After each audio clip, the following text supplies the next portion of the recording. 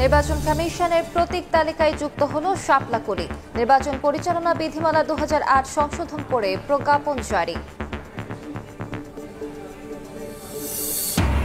ঐকমত্য কমিশনের এক পেশা সুপারিশ জাতির উপর চাপিয়ে দেওয়ার অভিযোগ বিএনপির। দ্রুত গণভোটের তারিখ ঘোষণা করা না হলে বৃহত্তর আন্দোলনের হুঁশিয়ারি জামায়াতের। জুলাই সনদ নিয়ে রাজনৈতিক দলগুলোর তীব্র বিরোধ হতাশাজনক, জানালেন আইন উপদেষ্টা। সনদ কিভাবে বাস্তবায়ন হবে সিদ্ধান্ত নেবেন প্রধান উপদেষ্টা। জাতীয়করণের দাবি বাস্তবায়ন না হওয়া পর্যন্ত রাজপথে থাকার ঘোষণা ইবতেদায়ী শিক্ষকদের। প্রেস ক্লাবের সামনে অবস্থান, রোববার যমুনা অভিমুখে লং মার্চের হুঁশিয়ারি। এবং বাংলাদেশ ব্যাংকের সার্ভার হ্যাক করে জালিয়াতি, সঞ্চয়পত্রের 25 লাখ টাকা আত্মসাৎ। মতিঝিল থানায় অভিযোগ দায়ের, জড়িত চক্রকে ধরতে মাঠে পুলিশ।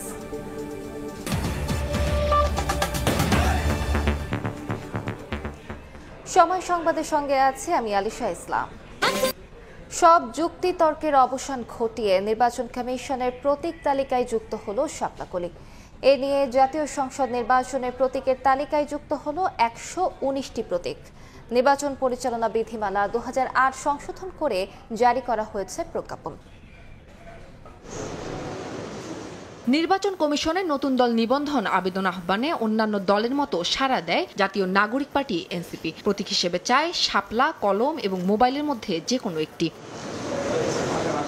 কমিশনের প্রতীক সংরক্ষণ কম থাকায় জুলাইয়ে 46টি নতুন প্রতীক যুক্ত করে মোট 115টি প্রতীক ভেটিংয়ের জন্য আইন মন্ত্রণালয়ে পাঠায় নির্বাচন কমিশন। তবে এই 115টির মধ্যে শাপলা না থাকায় কঠোর অবস্থান নেয় এনসিপি।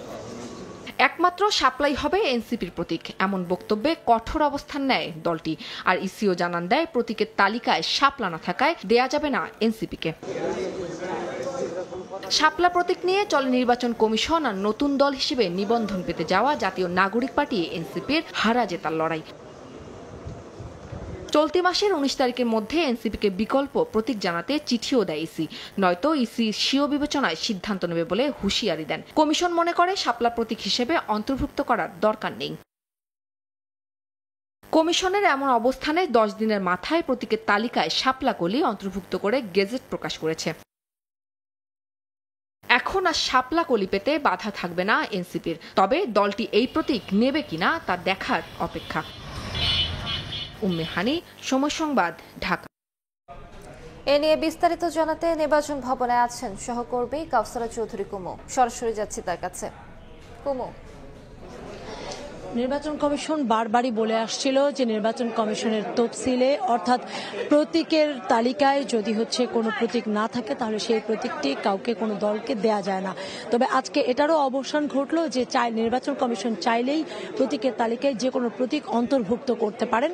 সেটি দৃষ্টান্ত হয়ে গেল শাপলাকলি অন্তর্ভুক্তের মধ্য দিয়ে। অর্থাৎ এতদিন কমিশন যে ব্যাখ্যা দিয়েছিলেন সেই ব্যাখ্যার কিন্তু আজকে তারা নিজেরাই অবসান ঘটালেন এবং আমরা দেখতে পাচ্ছি যে নির্বাচন কমিশন তাদের যে 115টি নতুন করে প্রতীকের তালিকা যে যুক্ত করেছে, নতুন করে যে প্রতীকের তালিকা তৈরি করছে, সেখানে কিন্তু আরেকটি নতুন করে প্রতীক সংযুক্ত করলো, সেটি শাপলাকলি। আমরা এটি ধরে নেওয়া যায় যে এনসিপি দীর্ঘদিন ধরে তাদের দাবি করে আসছিল যে তাদের শাপলা প্রতীকটি দিতে হবে, যেহেতু তারা দল নিবন্ধনের জন্য এক ধাপ এগিয়ে রয়েছে। অর্থাৎ তারা নিবন্ধনের প্রথম যে ধাপ সেটি সম্পন্ন করেছে বলে নির্বাচন কমিশন আমাদেরকে গণমাধ্যমকে জানিয়েছিল এবং তারা বলেছিল যে গণবিজ্ঞপ্তির মাধ্যমে আসলে দলের নিবন্ধন প্রক্রিয়াটি তারা চূড়ান্ত করবেন।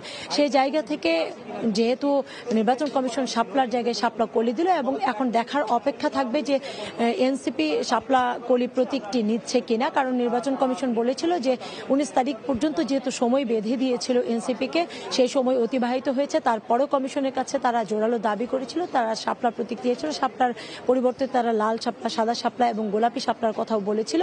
তবে নির্বাচন কমিশন বারবারই নাকচ করেছিল যে শাপলা প্রতীক যেহেতু তাদের প্রতীকের তালিকায় নেই, সেক্ষেত্রে সেটি দেওয়ার সুযোগ থাকছে না।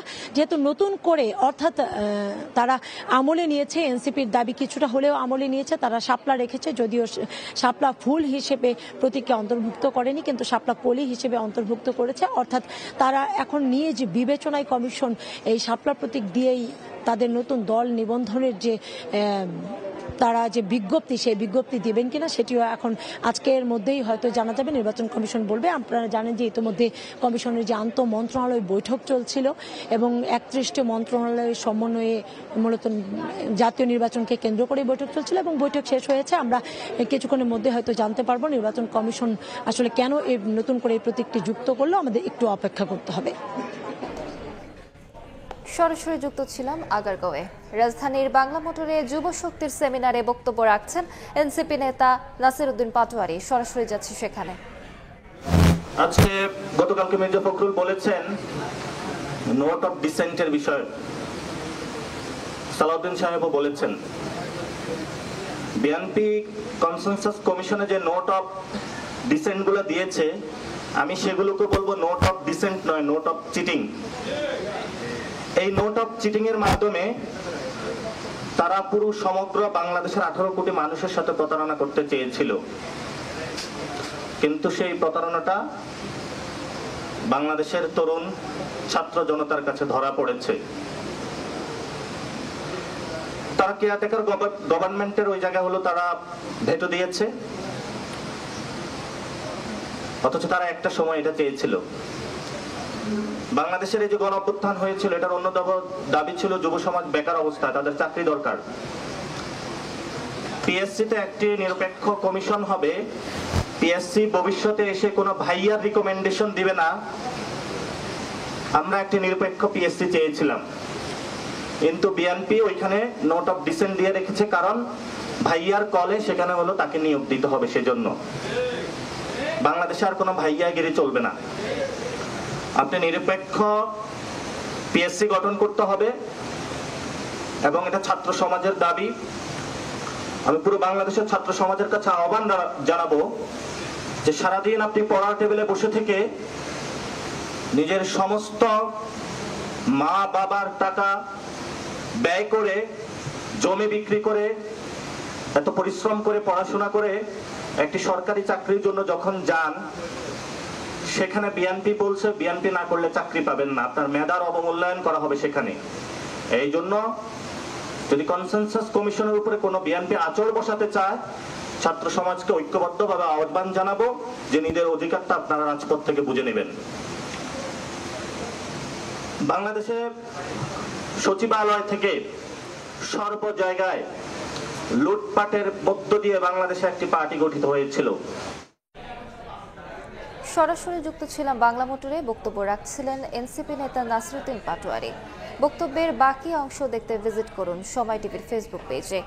সই হওয়ার পর অগোচরে জুলাই সনদ পরিবর্তন করে প্রতারণা করেছে ঐক্যমত্য কমিশন। দলগুলোর মতামত উপেক্ষা করে নোট অফ ডিসেন্ট বাদ দিয়ে 48টি বিষয়ে গণভোটের সুপারিশ একপেশে ও জবরদস্তিমূলক আখ্যা দিলেন দলটির নেতারা। নির্বাচনের আগে গণভোট না মানার ঘোষণা দিয়েছে দলটি। আনুষ্ঠানিক ব্রিফিংয়ে বিএনপি মহাসচিব বলেছেন, 270 দিনে সংসদে পাশ না হলে সংবিধানে স্বয়ংক্রিয় অন্তর্ভুক্তির সুপারিশ হাস্যকর।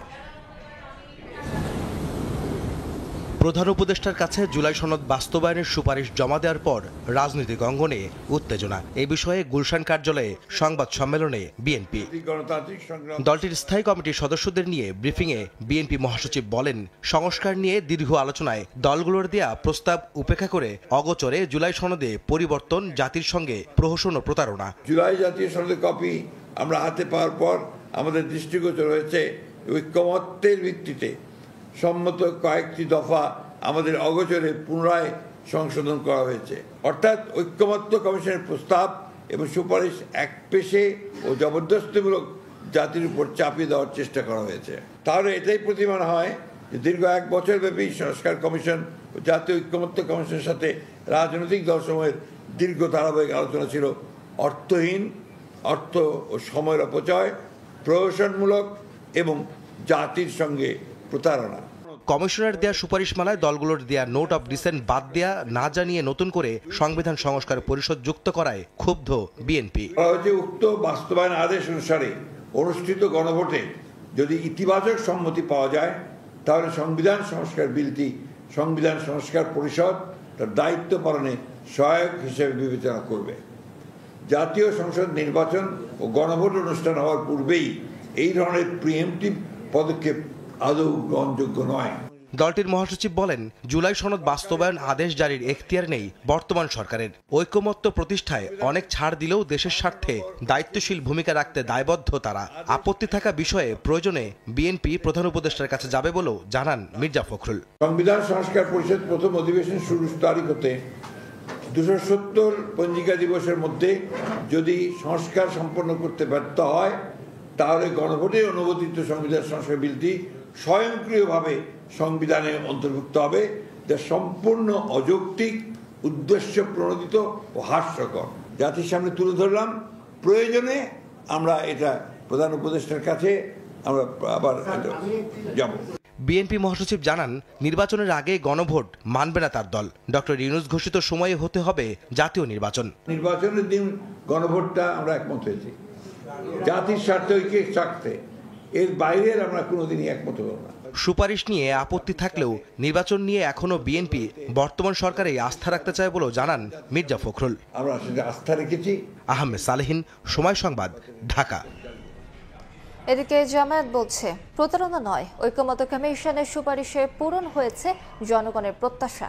দ্রুত গণভোটের তারিখ ঘোষণা না হলে বৃহত্তর আন্দোলনের হুঁশিয়ারি দিয়েছেন জামায়াতের নায়েবে আমির সৈয়দ আব্দুল্লাহ মোহাম্মদ তাহের। যারা গণভোট বানচালের চক্রান্ত করছে, জনগণ তাদের প্রত্যাখ্যান করবে বলে মত নেতাদের। বৃহস্পতিবার সকালে রাজধানীর আগারগাঁওয়ে সমাবেশ ও মিছিল করে জামায়াত, ইসলামী আন্দোলন, খেলাফত মজলিস সহ বিভিন্ন দলের নেতাকর্মীরা। নির্বাচন কমিশনে উপস্থিত হন দলগুলোর শীর্ষ নেতৃবৃন্দের সমন্বয়ে গঠিত প্রতিনিধি দল। সিইসির সঙ্গে দেখা করে আলাদাভাবে স্মারকলিপি দেন ৮ দলের নেতারা। পরে নেতারা সাংবাদিকদের জানান, নভেম্বরে গণভোট, নির্বাচনে লেভেল প্লেইং ফিল্ড নিশ্চিত করা এবং সংশোধিত আরপিও অপরিবর্তিত রাখার দাবি জানিয়েছেন তারা। জামায়াতের সহকারী সেক্রেটারি জেনারেল আব্দুল হালিম বলেন, যারা গণভোট বানচালের চক্রান্ত করছে, জনগণ তাদের প্রত্যাখ্যান করবে। গণ অভ্যুত্থানের প্রেক্ষিত আমাদের নতুন বাংলাদেশ, সেখানে হায়ের পক্ষে দেশের জনগণ রায় দিবে। যারা নায়ের দিবে, যাবে, কথা বলবে, জুলাইয়ের চেতনার পরিপন্থী এই কাজের কারণে জনগণের কাছে তারা দীক্ষিত শক্তি হিসেবে গণ্য হবে। নভেম্বরের মধ্যেই গণভোট দেওয়া লাগবে। আর আরেকটা বলেছি, সংশোধিত আরপিও বহাল রাখতে হবে, এখানে পরিবর্তন করা যাবে না। আর নির্বাচনের জন্য সমতল ময়দান তৈরি করতে হবে। এদিন বিকেলে মগবাজারে জরুরি সংবাদ সম্মেলনের আয়োজন করে বাংলাদেশ জামায়াত ইসলামী। সেখানে দলটির নায়েবে আমির সৈয়দ আব্দুল্লাহ মোহাম্মদ তাহের জানান, ফেব্রুয়ারিতে নির্বাচন বানচালের উদ্দেশ্যে কেউ কেউ রাজনীতির মাঠ উত্তপ্ত করার চেষ্টা করছে। দ্রুত গণভোটের তারিখ ঘোষণা করা না হলে বৃহত্তর আন্দোলনের হুঁশিয়ারি দেন তিনি। গণভোট করার সময় যদি সংকুচিত হতে থাকে, জাতীয় নির্বাচনে যেটাকে এফেক্ট করবে, এবং এরকম পরিস্থিতির জন্য এই সরকারকে এবং যারা মাঠ গোলাটি করে একটা পরিস্থিতি তৈরি করছেন তাদেরকে এটার জন্য জাতির কাছে দায়ী থাকতে হবে। আমরা জাতীয় নির্বাচনের আগে গণভোট চাই, গণভোটের রায়ের ভিত্তিতে ফেব্রুয়ারিতে নির্বাচন চাই। জামায়াত ফেব্রুয়ারিতে নির্বাচন চায় উল্লেখ করে নেতারা বলেন, একসঙ্গে গণভোট মেনে নেবেন না তারা। তাহলে দেখা যাবে যে গণভোটের জায়গায় ভোট করছে 5%। শফিক মুন্সি, সময় সংবাদ, ঢাকা। জুলাই সনদ নিয়ে রাজনৈতিক দলগুলোর তীব্র বিরোধ হতাশাজনক উল্লেখ করে আইন উপদেষ্টা ডক্টর আসিফ নজরুল বলেছেন, সনদ কিভাবে বাস্তবায়ন হবে সেই সিদ্ধান্ত নেবেন প্রধান উপদেষ্টা। উপদেষ্টা পরিষদের বৈঠকের পর বিকেলে ফরেন সার্ভিস একাডেমিতে ব্রিফিংয়ে আইন উপদেষ্টা আরও বলেন, যে যাই বলুক, ফেব্রুয়ারির প্রথমার্ধেই হবে জাতীয় নির্বাচন। আসিফ নজরুল জানান, সম্ভব হলে অন্তর্বর্তী সরকারই সংস্কার বাস্তবায়ন করে যাবে। জুলাই সনদ নিয়ে রাজনৈতিক দলগুলোর মধ্যে তীব্র বিরোধের মুখে ঐকমত পাশ হওয়া দুরূহ ব্যাপার বলেও মন্তব্য করেন তিনি। 270 দিন যাবৎ আলাপ আলোচনা করে প্রধান রাজনৈতিক দলগুলোর বক্তব্যের মধ্যে যে অনৈক্যের সুর দেখছি, এটা হতাশাব্যঞ্জক। তীব্র বিরোধের মধ্যে কিভাবে সমঝোতার দলিল পাশ হয়, এটা খুব দুরূহ একটা চ্যালেঞ্জ আমাদের সামনে এনে দিয়েছে। ওনাদের তো আসলে ঐক্যমত হয় নাই কিছু ভাইটাল প্রশ্নে। সংস্কার যে বিষয়বস্তু, সেটা নিয়ে বিরোধ ছিল, এটা আমি জানতাম। এখন আবার দেখলাম আরও 2 ধরনের বিরোধ বেরিয়ে হয়েছে। একটা হচ্ছে এটা আপনার কি পদ্ধতিতে পাশ করা হবে, আরেকটা হচ্ছে এই জন্য গণভোট হলে গণভোট কবে হবে। এবং এত দৃঢ় এবং পরস্পর বিরোধী এবং কি বলবো, উত্তেজিত ভূমিকা নিয়েছে রাজনৈতিক দলগুলো যারা জুলাই গণঅভ্যুত্থানের পক্ষ ছিল। তা আপনারা যদি এরকম একটা ভূমিকা নেন তাহলে সরকার কি করবে? একটা সময় আমাদেরকে সিদ্ধান্ত নিতে হবে। সিদ্ধান্ত নেবেন প্রধান উপদেষ্টা, এবং আমরা যে সিদ্ধান্ত নিব সেখানে আমরা দৃঢ় থাকব। নির্বাচন নিয়ে শেখ হাসিনা যেভাবে প্রতারণা করেছিলেন, অন্তর্বর্তী সরকারও একইভাবে জুলাই সনদ নিয়ে জাতির সঙ্গে প্রতারণা করেছে বলে মন্তব্য করেছেন বিএনপির আইন সম্পাদক ব্যারিস্টার কায়সার কামাল। তিনি বলেন, রাজনৈতিক দলগুলো সরকারের প্রতি সমর্থন প্রত্যাহার করে নিলে এই সরকারের টিকে থাকা কঠিন হয়ে যাবে। একমত নন জামায়াতের আইনজীবী শিশির মনির। তিনি বলেন, ঐকমত্য কমিশনকে প্রতারক বলা অপ্রত্যাশিত। বাংলাদেশের মানুষ বহুবার প্রতারিত হয়েছেন, কিন্তু প্রতারকরে বাংলাদেশের মানুষ কোনোদিন ছেড়ে দেয়নি। শেখ হাসিনা তার প্রকৃষ্ট প্রমাণ। বর্তমান সরকার শেখ হাসিনার বিদায়কে স্মরণে রেখে পরবর্তী কার্যক্রম গ্রহণ করবেন, সেটাই জাতি প্রত্যাশা করছে। নিজের কথা শুনলেই আর প্রতারণা হবে না, আর কথা না শুনলেই প্রতারণা হয়ে যাবে। কেন কথা শুনতে হবে? ঐকমত্য কমিশনকে। ঐকমত্য কমিশন তার সিদ্ধান্ত আমাদেরকে জানিয়েছে, যা আলোচনা হয়েছে এই ব্যাপারেই তো সিদ্ধান্ত নিয়েছে। এখন প্রশ্ন হলো, আমি মতদ্বৈততা করেছি একটা বিষয়ে, আমার মতদ্বৈততা ঐকমত্য কমিশন শুনে নাই, নাও তো শুনতে পারে। ঐকমত্য কমিশন আমার মতদ্বৈততা পুরোপুরি শুনবে কেন? সংসদে 270 দিনে সনদ বাস্তবায়ন না হলে স্বয়ংক্রিয় প্রতিস্থাপনের সুপারিশ সাংবিধানিক রীতির সঙ্গে সাংঘর্ষিক বলছেন আইনজ্ঞ। রাজনৈতিক বিশ্লেষক বলছেন, সবাই যার যার অবস্থানে অনড় থাকলে অনিশ্চয়তায় পড়তে পারে নির্বাচন। ফারুক ভিয়া রবিনের রিপোর্ট। কিছু দলের প্রস্তাব এবং ঐক্য কমিশনের নিজস্ব চিন্তা ভাবনা জাতির উপরে জবরদস্তি আরোপিত করার একটা প্রচেষ্টা। এটা মাঝখানে সালাউদ্দিন কমিশন হয়েছিল, এখন আবার ঐকমত্য কমিশনের মেরুদণ্ড ফিরে এসেছে। মূল জাতীয় নির্বাচনের তারিখ নিয়ে নতুন সংকট দেখা দিতে পারে। জুলাই সনদ সইয়ের পর অংশীজনদের আশা ছিল মিটমাটের পথে রাজনৈতিক বিতর্ক। তবে মঙ্গলবার সনদ বাস্তবায়নের সুপারিশ জমার পর আবারও উত্তপ্ত রাজনীতি। প্রধান উপদেষ্টার দৃষ্টি আকর্ষণ করে বলতে চাই, আপনি জনগণের সামনে কিন্তু প্রতিশ্রুতিবদ্ধ কাছে গ্রহণযোগ্য নির্বাচন দেবেন।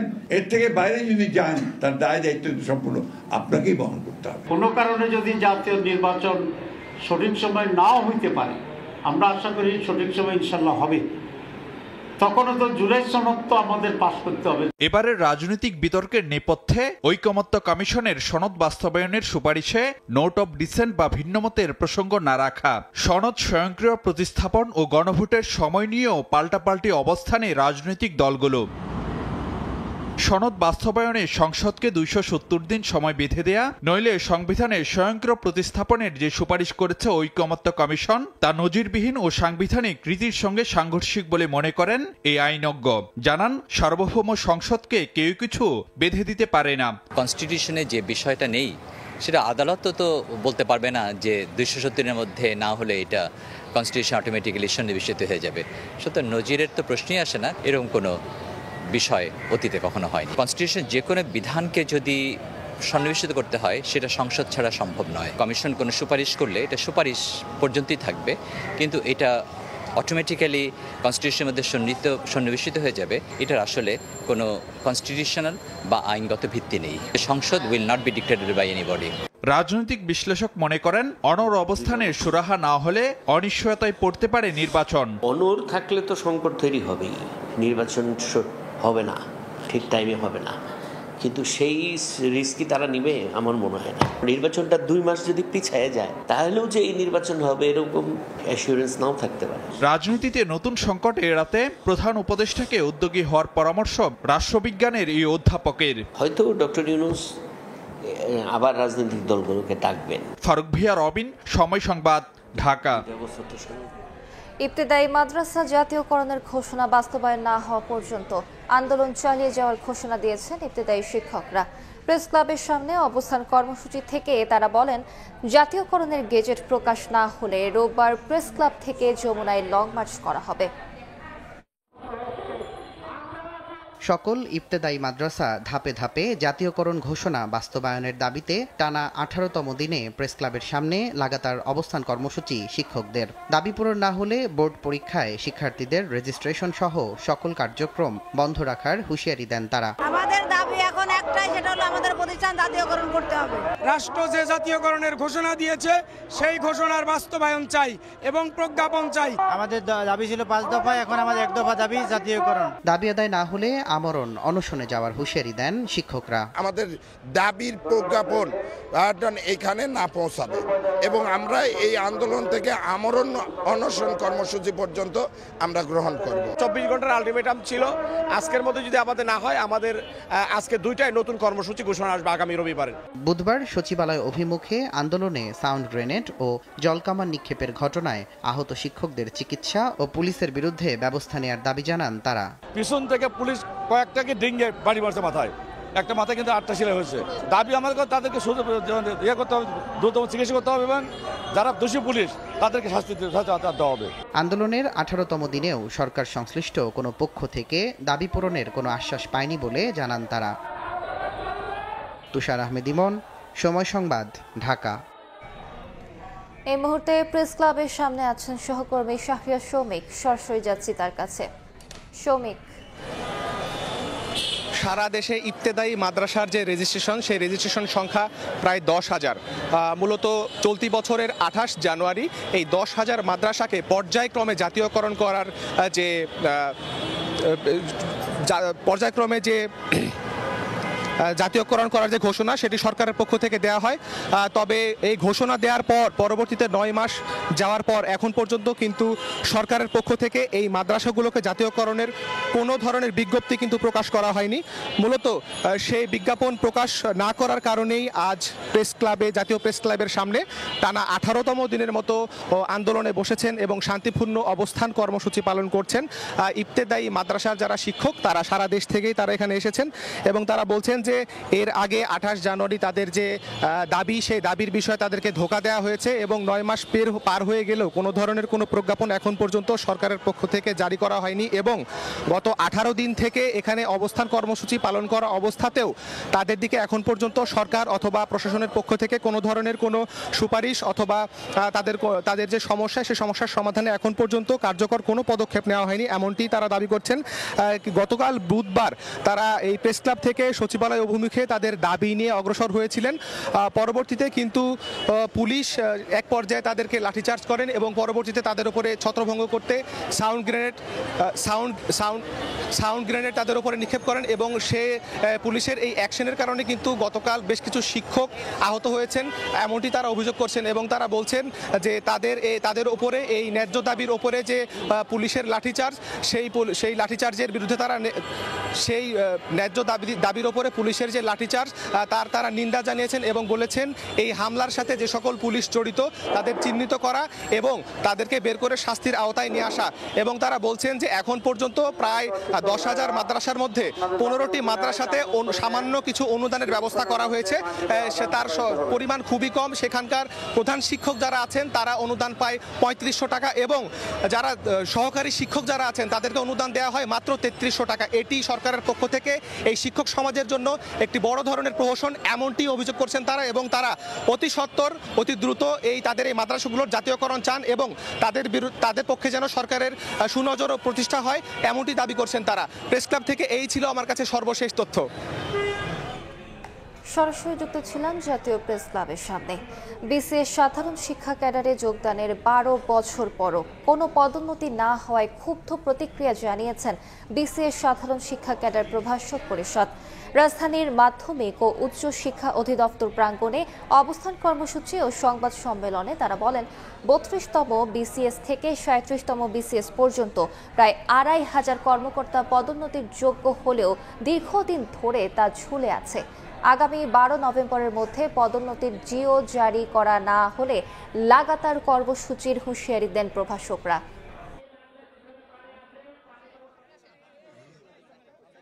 চাকরিতে যোগদানের 1 যুগ পরেও প্রথম পদোন্নতিটি পায়নি। আগামী 12 নভেম্বর 2025 তারিখের মধ্যে যোগ্য সকল প্রভাষকদের ভূতাপেক্ষিক পদোন্নতি জিও জারি করতে হবে। এছাড়া উল্লিখিত দাবিগুলো বাস্তবায়ন না হলে নো প্রমোশন নো ওয়ার্ক এর মতো কঠোর কর্মসূচিতে যেতে বাধ্য হবে। সময় সংবাদে আরো থাকছে। ডেভিলস ব্রেথ দিয়ে শিশুদের সম্মোহন, অপহরণের পর বিক্রি, ফেরানোর টোপ দিয়ে জিনের বাদশা সেজে হাতিয়ে নেয় টাকা। ভুক্তভোগীকে উদ্ধার, গ্রেফতার 3।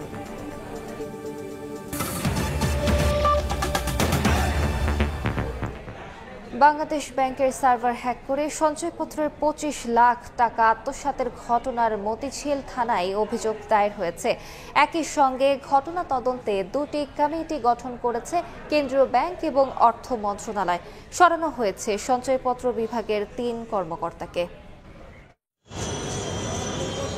বাংলাদেশ ব্যাংক সবচেয়ে নিরাপদ জায়গা থেকেই সঞ্চয়পত্রের 25 লাখ টাকা হাতিয়ে নিয়েছে একটি প্রতারক চক্র। প্রাথমিকভাবে ধারণা করা হচ্ছে বাংলাদেশ ব্যাংকের সার্ভার হ্যাক করে তথ্য পরিবর্তনের পর প্রথমে এনআরবিসির দিনাজপুরের উপশাখায় টাকা স্থানান্তর হয়। একই দিনে ওই অর্থ রাজধানীর শ্যামলীর শাখায় স্থানান্তর করে তুলে নেয় চক্রটি। একই প্রক্রিয়ায় ডাচ বাংলা ব্যাংক থেকে 30 লাখ আর এনআরবি ব্যাংকের অ্যাকাউন্ট থেকে 20 লাখ টাকা হাতিয়ে নেওয়ার পরিকল্পনা হলেও 2টি জালিয়াতি বন্ধ করে বাংলাদেশ ব্যাংক। এ ঘটনায় 2টি তদন্ত কমিটি গঠন করা হয়েছে। যার নামে সঞ্চয়পত্র হয়েছে ওনার অজ্ঞাতে এই সঞ্চয়পত্রের পেছনে যে তার যে একটা সেলফোন নাম্বার দেওয়া থাকে যেটার মাধ্যমে উনি মেসেজ পান, সেই নাম্বারটা চেঞ্জ করা হয়েছে এবং একই সাথে তার যে অ্যাকাউন্ট নাম্বারটা থাকে সেই অ্যাকাউন্ট নাম্বারটাও পরিবর্তন করা হয়েছে, অর্থাৎ ব্যাংক পরিবর্তন করে ভিন্ন করা হয়েছে। চেকার মেকারের যে পাসওয়ার্ডগুলো এগুলো কম্প্রোমাইজড হয়েছে বলে প্রাথমিকভাবে বলেছে এবং এই হিসেবে তদন্ত চলছে। এরই মধ্যে সঞ্চয়পত্রের টাকা চুরির ঘটনায় মতিঝিল থানায় মামলা হয়েছে। জড়িতদের আইনের আওতায় আনা হবে বলে জানান মতিঝিল থানার ভারপ্রাপ্ত কর্মকর্তা। বাংলাদেশ ব্যাংক থেকে যে সঞ্চয়পত্রের গ্রাহকের তথ্য অটোমেটিক পরিবর্তন হয়ে যাচ্ছে সার্ভার থেকে। তদন্তের বিষয়ে বিস্তারিত তদন্ত করে আসামিদের বিরুদ্ধে অবশ্যই আমরা আইনানুগ ব্যবস্থা নেব। গত বৃহস্পতিবার বাংলাদেশ ব্যাংকের মতিঝিল শাখা থেকে 25 লাখ টাকার সঞ্চয়পত্র কেনেন একজন গ্রাহক। গ্রাহকের ব্যাংক হিসাব অগ্রণী ব্যাংকের জাতীয় প্রেস ক্লাব শাখায়। 4 দিন পরই সঞ্চয়পত্রের টাকা চুরির ঘটনা ঘটে। সেলিয়া সুলতানা, সময় সংবাদ, ঢাকা। দেখছেন সময় সংবাদ।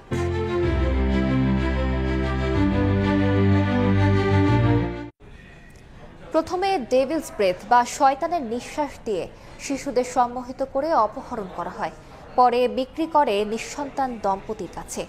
রাজধানীতে সংঘবদ্ধ একটি চক্র এই কাজের পাশাপাশি আবার শিশু ফিরিয়ে আনার প্রলোভনে জিনের বাদশা সেজে ফোন করে হাতিয়ে নেয় টাকা। সম্প্রতি রাজধানীর মিরপুর থেকে অপহৃত 4 বছরের এক শিশুকে উদ্ধার করে 3 জনকে গ্রেফতারের পর এই চক্রের সন্ধান পায় র‍্যাব 4। 23 অক্টোবর সন্ধ্যা 7টা 20 মিনিট। সিসিটিভি ফুটেজে দেখা যাচ্ছে রাজধানীর মিরপুর 11-র চাঁদনি বিউটি পার্লারের সামনে খেলছিল এক শিশু। এক ব্যক্তি এসে তার নাকের কাছে কিছু একটা ধরল। মুহূর্তে শিশুটি ওই ব্যক্তির হাত ধরে হাঁটতে শুরু করে। শিশুটিকে নিয়ে হেঁটে যাওয়ার একাধিক দৃশ্য ধরা পড়ে সিসিটিভি ফুটেজে। শিশুটির নাম তানহা, বয়স 4 বছর। 11 মাস বয়সে মা হারানো শিশু বড় হয়েছে বাবা দাদা দাদির কাছে। ফুটেজ দেখার পরে যেন আকাশ ভেঙে পড়ে পরিবারের ওপর। একরকমের আমাদের বাসার আমাদের ফ্যামিলির সবাই জীবিত থেকে মৃত হয়ে গেছিল। যার বাচ্চা সন্তান হারায় সে বুঝে এর ব্যথা যন্ত্রণা। মা নেই, আমরা অনেক কষ্ট পাইছি। এই যে কামযুগ করলো, কেন করলো? আমাদের বুক খালি করে দিয়েছিল জানেন। বিপদ যেন পিছু ছাড়ছিল না তানহার পরিবারের। এবার জিনের বাদশা সেজে ফোন করে বাচ্চা খুঁজে দেওয়ার প্রলোভন দেখায়। 3 দফায় হাতিয়ে নেওয়া হয় টাকা। জিনের সেদিক থেকে আমার মেয়েকে এনে দিবে এটা বলে টাকা নিছে। কাজ শুরু করে র‍্যাব 4। অপহরণের 6 দিন পর পল্লবী থেকে গ্রেফতার করা হয় সিসিটিভি ফুটেজে দেখা যাওয়া স্বপন সর্দার নামের ওই ব্যক্তিকে। তার দেয়া তথ্যে শিশু তানহার সন্ধানে অভিযান চালানো হয় মিরপুর 12-তে। সেখান থেকে গ্রেফতার হন স্বপনের দ্বিতীয় স্ত্রী বিউটি। জানা যায় বিউটি আবার শিশুটিকে পাঠিয়ে দিয়েছে কেরানীগঞ্জে। এবার কেরানীগঞ্জে অভিযান চালিয়ে স্বপনের প্রথম স্ত্রী নার্গিজের হেফাজত থেকে উদ্ধার করা হয় তানহাকে। আমরা উদ্ধার যখন করি সে ঘুমান্ত অবস্থায় ছিল এবং ঘুমান্ত অবস্থায় ডাকার পরে তাকে ডাকার সাথে সাথে তাকে আমি নাম জিজ্ঞেস করলাম যে তোমার নাম কি। সে নাম বলল। আমাদের র‍্যাব সদস্য যে তাকে ডাকতেছে তার কোলে চলে যাচ্ছে। সে স্বাভাবিক ছিল না। র‍্যাব বলছে চক্রটি 2টি টিমে কাজ করে। এক দল শয়তানের নিঃশ্বাস দিয়ে অপহরণ করে, অন্য দল অপহৃত শিশুকে নিঃসন্তান দম্পতির কাছে বিক্রি করে। বিক্রির আগে আবার জিনের বাচ্চা সেজে টাকাও হাতিয়ে নেয়। সুস্পষ্ট মনে হয়েছে বাচ্চাকে আবিষ্ট করে এই অপহরণটা করেছে এবং এটা সংঘবদ্ধ একটা চক্র। এবং তারা আমাদের কাছে স্বীকার করেছে তারা একটা এই যে বাচ্চা অপহরণের যে সিন্ডিকেটটা ঢাকায় বিভিন্ন জায়গায় কাজ করে, তারা তাদের একটা সক্রিয় চক্র। বাচ্চা শিশুদের নিয়ে এরা একটা যে নিঃসন্তান যে দম্পতি আছে, এটা খুবই সিক্রেটলি এটা লেনদেন হয়। চক্রের প্রথম টিম গ্রেফতার হলেও এখনো অধরা দ্বিতীয় দল। তাদের ধরতে র্যাবের অভিযান চলমান। আইনে আওতায় নিয়ে আসি। মাসুদুর রহমান, সময় সংবাদ, ঢাকা। চট্টগ্রামের রাউজানে গত বছর 5 আগস্টের পর থেকে এখন পর্যন্ত 17টি হত্যাকাণ্ড সংঘটিত হয়েছে, যার মধ্যে 10 থেকে 12টি রাজনৈতিক কারণে। একের পর এক হত্যাকাণ্ডের পর অভিযানে নামে আইনশৃঙ্খলা বাহিনী।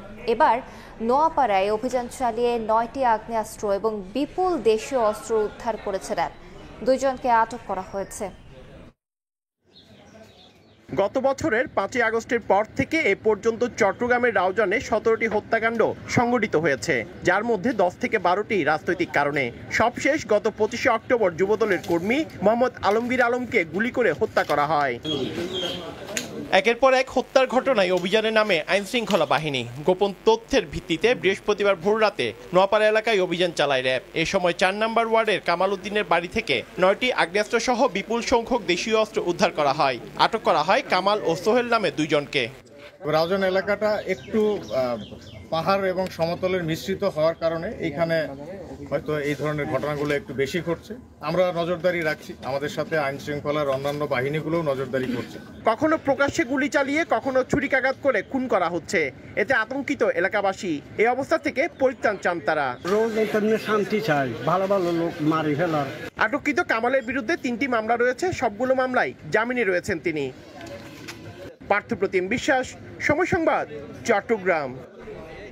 স্টিলের পাইপ দিয়ে কাপড় তুলতে গিয়ে বৈদ্যুতিক শর্ট সার্কিট থেকে লাগে আগুন। ব্রাহ্মণবাড়িয়ায় মাদ্রাসার 7 শিক্ষার্থী সহ দগ্ধ 8। চিকিৎসাধীন অবস্থায় রয়েছে জাতীয় বার্ন ইনস্টিটিউটে। চিকিৎসক জানিয়েছেন একজনের অবস্থা আশঙ্কাজনক। বুধবার বিকেলে ব্রাহ্মণবাড়িয়া সদরে দারুল নাজাত মহিলা মাদ্রাসায় স্টিলের পাইপ দিয়ে কাপড় তুলতে গেলে বৈদ্যুতিক শর্ট সার্কিট হয়, সেখান থেকে সূত্রপাত হয় আগুনের। প্রত্যক্ষদর্শীরা জানান নিরাপত্তা কর্মী আলেয়া জানালার গ্রিলে পড়ে থাকা একটি কাপড় স্টিলের পাইপ দিয়ে তোলার চেষ্টা করেন। বিষয়টি দেখতে সেখানে বেশ কয়েকজন উৎসুক শিক্ষার্থী উপস্থিত ছিল। অসতর্কতায় পাইপটি বিদ্যুতের তারের সঙ্গে জড়িয়ে পড়ে। মুহূর্তে আগুন লেগে আলেয়া সহ 7 শিক্ষার্থী দগ্ধ হন। উন্নত চিকিৎসার জন্য তাদের রাজধানীর জাতীয় বার্ন ইনস্টিটিউটে পাঠানো হয়। কাপড়টা উঠানোর জন্য একটা SS5 দিয়ে কাপড়টা বাইর করার জন্য চেষ্টা করছিল। পরে এখানে শুনতে পারলাম যে বিদ্যুৎ স্ফোট হয়েছে আর কি। চিকিৎসক জানান শিক্ষার্থীরা শঙ্কামুক্ত হলেও নিরাপত্তা কর্মী আলেয়ার অবস্থা গুরুতর। 4 জনকে আমরা অবজারভেশনে রেখেছি, 3 জনকে ভর্তি রেখেছি। তো 3 জনের মধ্যে আলিয়া নামের একজন রোগী আছে, 30 বছর বয়স। ওনার একটি হাত হয়তোবা ইলেকট্রিক যে তার ছিল তারের সাথে টাচ লেগে ব্যাপকভাবে ক্ষতিগ্রস্ত হয়। স্থানীয়দের অভিযোগ, মাদ্রাসার পাশে এমন অপরিকল্পিত বৈদ্যুতিক তারের কারণে এর আগেও দুর্ঘটনায় 2 জনের মৃত্যু হয়েছে। চন্দ্রা বিশ্বাস, ববি, সময় সংবাদ। রাজশাহীতে ট্রাকের ধাক্কায় ছিটকে পড়ে ঘটনাস্থলে মোটরসাইকেল আরোহী নিহত। পুলিশ জানায় ভোরে একটি ট্রাক নওগাঁ থেকে রাজশাহীর দিকে যাচ্ছিল এবং মোটরসাইকেলে রাজশাহী থেকে নওগাঁর দিকে যাচ্ছিলেন এনজিও কর্মী ইসমাইল হোসেন। কালীতলা এলাকায় পৌঁছালে ট্রাকটি মোটরসাইকেলে ধাক্কা দিলে ইসমাইল ছিটকে পড়ে ঘটনাস্থলেই নিহত হন। সঙ্গে সঙ্গে মোটরসাইকেলে আগুন ধরে যায় এবং ট্রাকটি রাস্তার পাশে উল্টে যায়।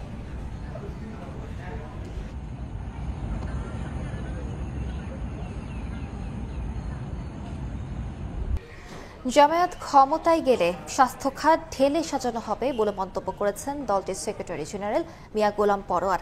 তিনি আরও বলেন, ফ্যাসিবাদের আমলে স্বাস্থ্য খাতের সকল অনিয়ম দুর্নীতির মূলোৎপাটন করা হবে। সকালে রাজধানীর গুলশানে বাংলাদেশ জামায়াত ইসলামীর কেন্দ্রীয় মহিলা বিভাগ আয়োজিত ব্রেস্ট ক্যান্সার সচেতনতামূলক ক্যাম্পেইনের উদ্বোধন অনুষ্ঠানে এই কথা বলেন তিনি। জামায়াত রাষ্ট্র পরিচালনার দায়িত্ব পেলে শাসক হবে না, সেবক হবে বলেও মন্তব্য করেন মিয়া গোলাম পরোয়ার। বলেন, জামায়াত ক্ষমতায় যেতে না পারলেও স্বাস্থ্য খাতের উন্নয়নে তাদের কাজ অব্যাহত থাকবে।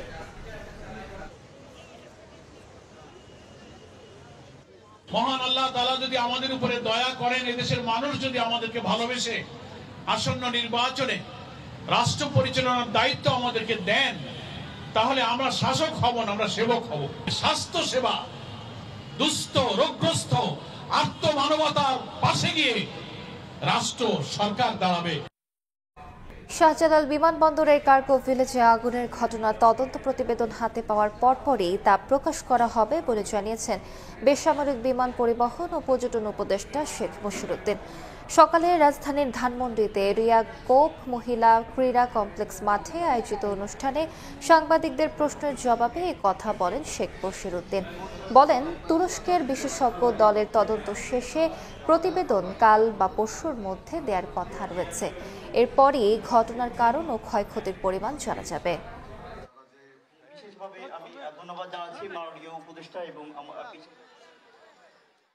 আমাদের টার্কিশ যে ফরেনসিক এক্সপার্টরা এসছেন, ওখান থেকে ওনাদের প্রায় 7-8 জনের একটা অনুসন্ধান দল এসছেন। ওনারা আজকে সকালে চলে গিয়েছেন। সো ওনাদের রিপোর্টটা হয়তো বা কাল পরশুর মধ্যে আমরা পাবো। আমাদের সাথে সহযোগিতা করার জন্য ওনারা এসছেন। সামগ্রিকভাবে সরকার এই রিপোর্ট প্রকাশ করবে। প্রশাসনের অনুমতি থাকলেও অনিশ্চয়তায় 1 নভেম্বর থেকে কক্সবাজার সেন্ট মার্টিন পর্যটকবাহী জাহাজ চলাচল।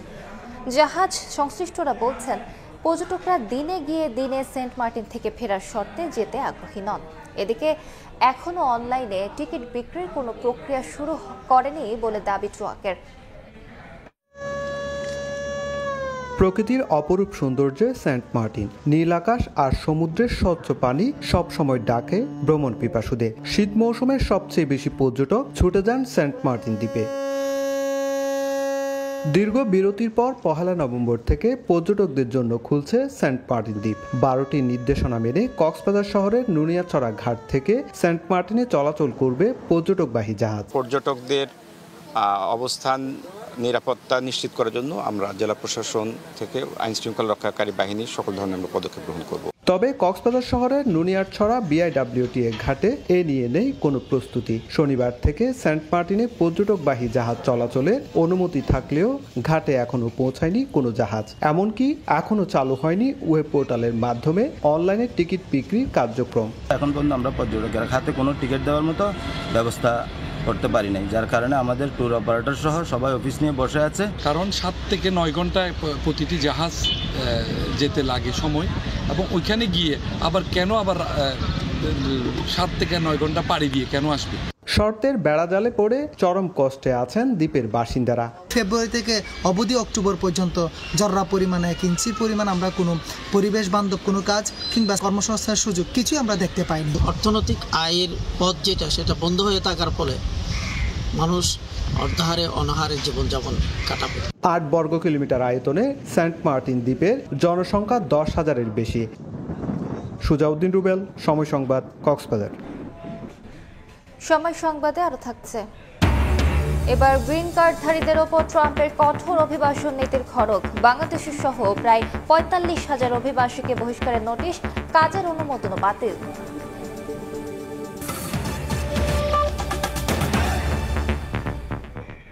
খাগড়াছড়িতে পাচারের সময় 4,000 ঘনফুট কাঠ জব্দ করা হয়েছে, যার বাজার মূল্য প্রায় 1,20 লাখ টাকা।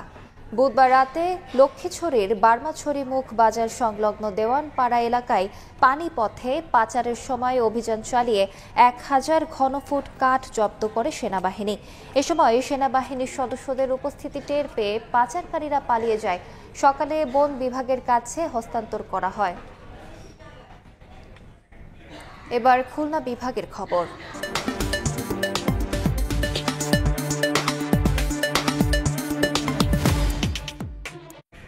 ভেঙে পড়েছে খুলনা মহানগরীর সড়ক ব্যবস্থাপনা।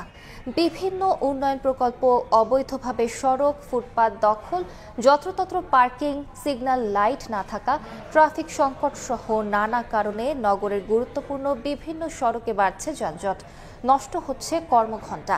নিয়ামুল হোসেন কোচির তোলা ছবিতে আব্দুল্লাহ আল মামুন রুবেলের প্রতিবেদন। সকাল 10টায় খুলনা নগরীর পিটিআই মোড়ে এমন চিত্র। শিক্ষা প্রতিষ্ঠান, কোচিং সেন্টার ও ক্লিনিকের ভিড়ে সরগরম এলাকা। ড্রেন সংস্কারের কাজে সড়কের একপাশ বন্ধ, ফলে সরু রাস্তায় নিত্যদিনই যানজট। গল্লামারী সেতু এলাকার অবস্থা আরো ভয়াবহ। বছরের পর বছর নির্মাণ কাজ চললেও সেতুটি এখনো অসম্পূর্ণ।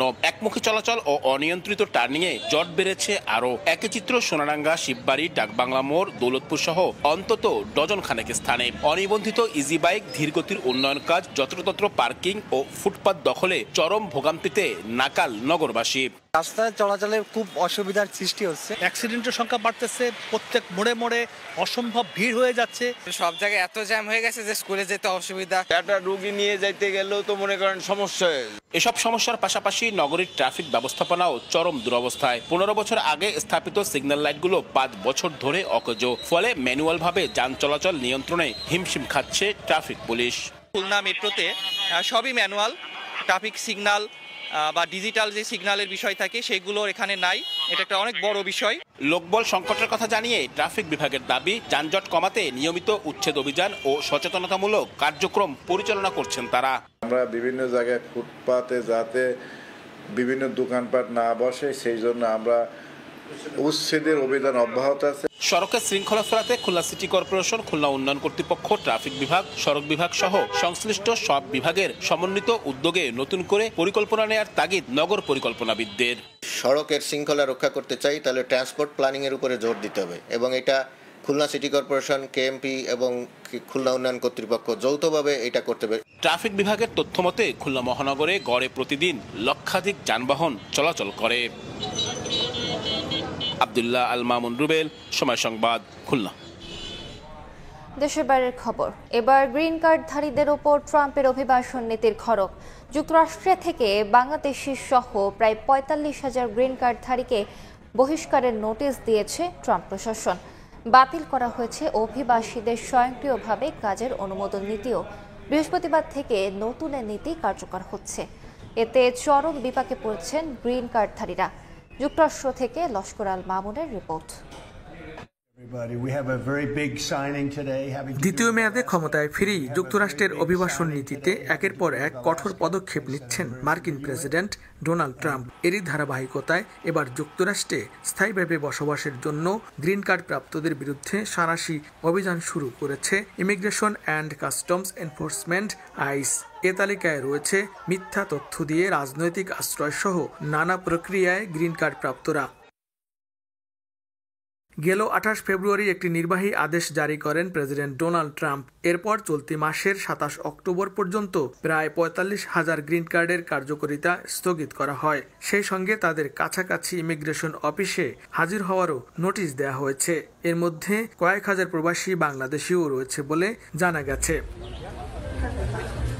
যুক্তরাষ্ট্রে স্থায়ীভাবে বসবাসের জন্য রাজনৈতিক আশ্রয় প্রার্থনা অথবা অন্য কোনো কর্মসূচিতে দাখিল করা তথ্য ও প্রমাণাদির সত্যতা নিয়ে সন্দেহ হলে তাদের নিকটস্থ ইমিগ্রেশন অফিসে হাজির হওয়ার নোটিশ দিচ্ছে US citizenship and immigration service. যুক্তরাষ্ট্রের নতুন এই নীতি কার্যকরের পর চরম আতঙ্কে রয়েছেন গ্রিন কার্ডধারীরা। এদিকে অভিবাসীদের স্বয়ংক্রিয়ভাবে কাজের অনুমোদন সম্প্রসারণের প্রথা বাতিল করেছে যুক্তরাষ্ট্রের হোমল্যান্ড সিকিউরিটি ডিপার্টমেন্ট। বাতিলের আগে ওয়ার্ক পারমিট বা কাজের অনুমোদন নবায়নের আবেদন পেন্ডিং থাকলেও কর্মীরা 540 দিন পর্যন্ত কাজ করার সুযোগ পেতেন। যুক্তরাষ্ট্রের নিরাপত্তা ও সুরক্ষার ওপর বিশেষ গুরুত্ব দিতেই নতুন এই নীতি বলে জানায় ইউএসসিআইএস কর্তৃপক্ষ। লস্কর আল মামুন, সময় সংবাদ, যুক্তরাষ্ট্র। এখন থেকে চাইলেই আর ইচ্ছে মতো নিয়োগ চলবে না বিসিবিতে, বরং ক্রিকেটীয় বা অক্রিকেটীয় যে কোনো বিভাগে যে কোনো নিয়োগ প্রক্রিয়া হবে নির্দিষ্ট সময় মেনে এবং নিয়ম মেনে। পাশাপাশি বেতন বৃদ্ধি বা পদোন্নতিতে বিবেচনা করা হবে পারফরমেন্স। সময় সংবাদে দেয়া সাক্ষাৎকারে এসব কথা জানিয়েছেন বিসিবির সভাপতি। তার মতে এর মাধ্যমে নতুন দিনের পথ চলা শুরু হলো বিসিবির। 15 বছর আগে করা এইচআর পলিসিতে চলছিল বিসিবি, যেখানে চাইলেই যে কোনো পদে যে কাউকে নিয়োগ দেয়া যেত, চাইলেই দেয়া যেত পদোন্নতি। বোর্ড সভাপতি কিংবা পরিচালকদের পরিচিতদের জন্য বিসিবি পরিণত হয় পারিবারিক ব্যবসা ক্ষেত্রে। অবশেষে পেশাদার প্রতিষ্ঠানের রূপ পেতে যাচ্ছে ক্রিকেট বোর্ড। দেশের শীর্ষস্থানীয় এক পরামর্শক প্রতিষ্ঠানের মাধ্যমে একটা সাংগঠনিক কাঠামো তৈরি করেছে বিসিবি, যেটা মেনে নিয়োগ হবে, সেটা হোক ক্রিকেটীয় কিংবা অন্য কোনো পদ।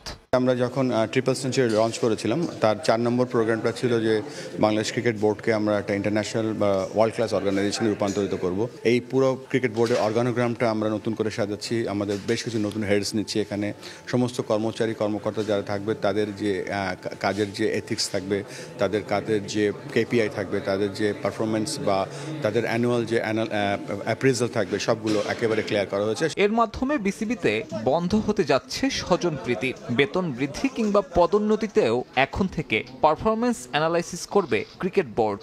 এই নিয়মের অধীনে একজন মাঠ কর্মী থেকে শুরু করে থাকবেন একজন কোচ কিংবা বেতনভুক্ত কোনো বিসিবি কর্তা।